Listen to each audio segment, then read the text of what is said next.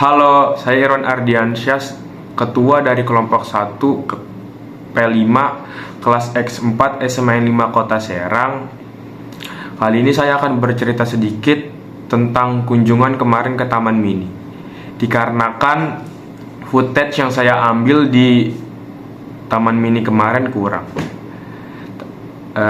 Kebetulan kami mendapatkan anjungan Sumatera Barat.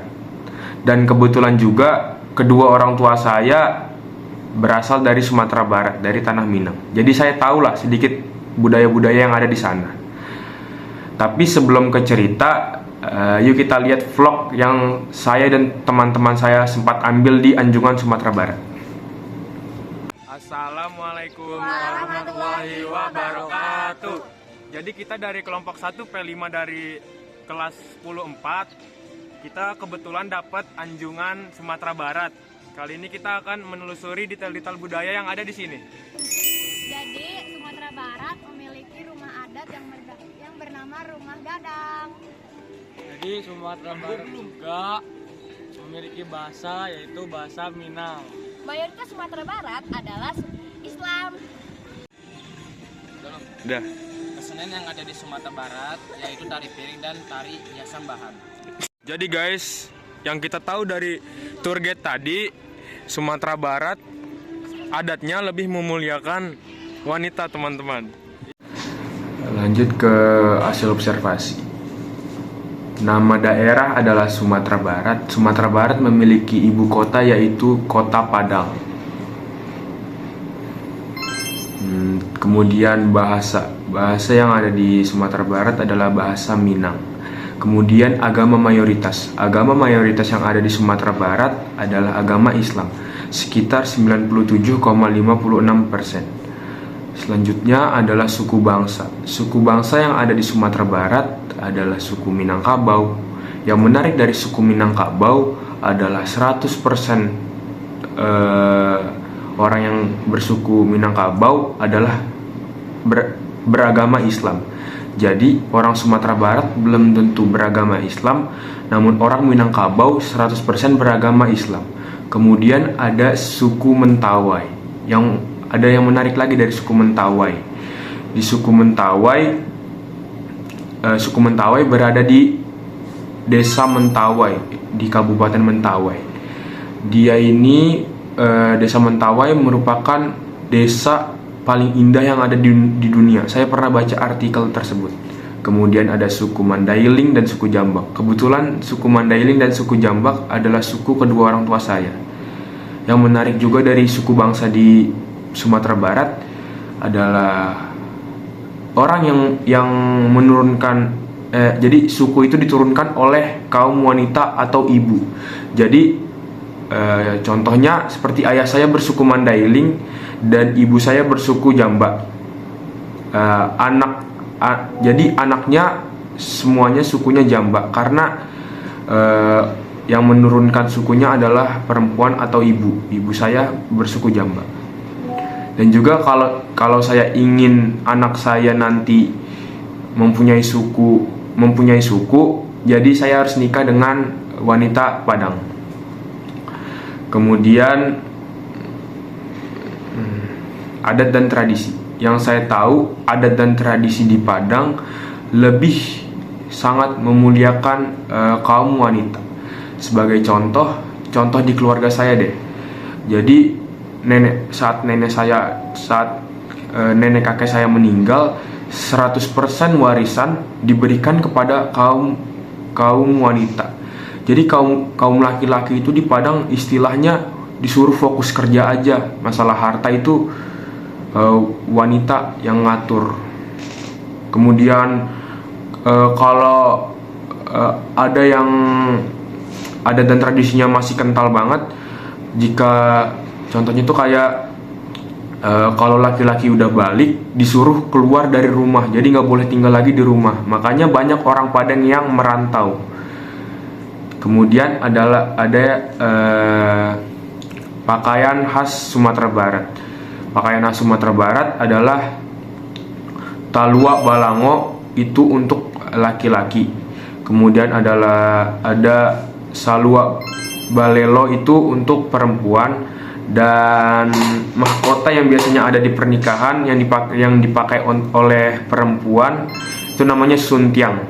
Kemudian ada makanan khas. Kalau ini sih nggak perlu diraguin lagi, karena kayaknya setiap daerah memiliki restoran Padang.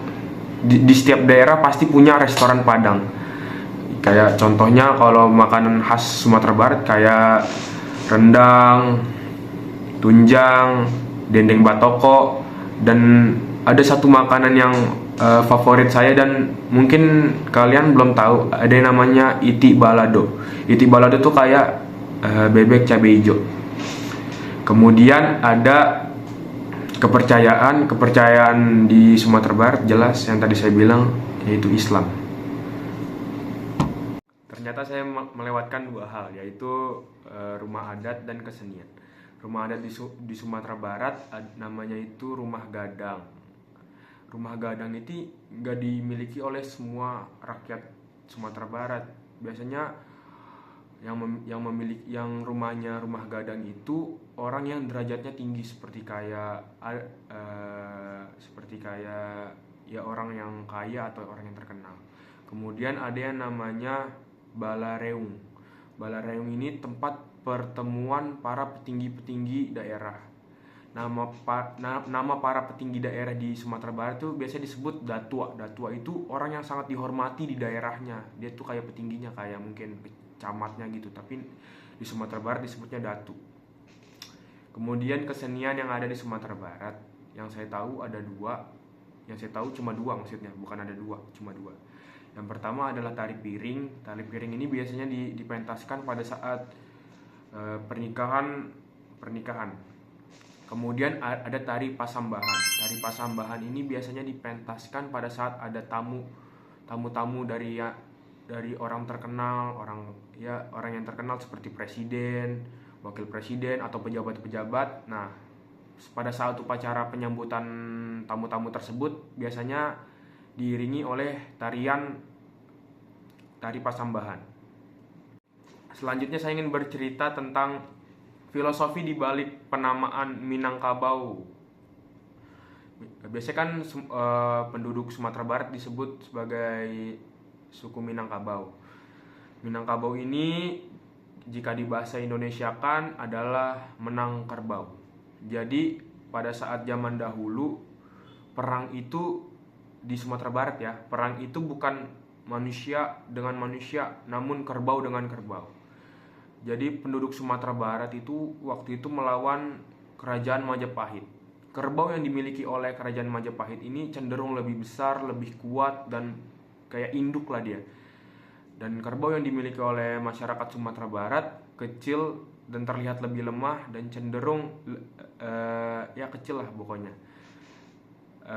Masyarakat Sumatera Barat harus memiliki ide agar bisa memenangkan perang tersebut. Akhirnya masyarakat Sumatera Barat menambahkan pisau di tanduk kerbau-kerbau kecil tersebut dan membuat kerbau-kerbau kecil tersebut kelaparan sebelum perang dimulai. Nah, pada saat perang dimulai, uniknya ini kerbau-kerbau kecil dari masyarakat Sumatera Barat ini menganggap kerbau-kerbau dari Majapahit sebagai induknya. Langsung kerbau kecil tersebut langsunglah menghampiri kerbau-kerbau dari Majapahit dan dengan maksud menyusui gitu. Karena di tanduknya ada pisau, jadilah terjadi gesekan-gesekan di perut kerbau Majapahit. Kemudian perang tersebut dimenangkan oleh kerbau dari masyarakat Sumatera Barat. Itulah mengapa masyarakat Sumatera Barat disebut sebagai Minangkabau, yang berarti menang kerbau. Oke guys, jadi sampai di sini vlog kami di Taman Mini. Waalaikumsalam.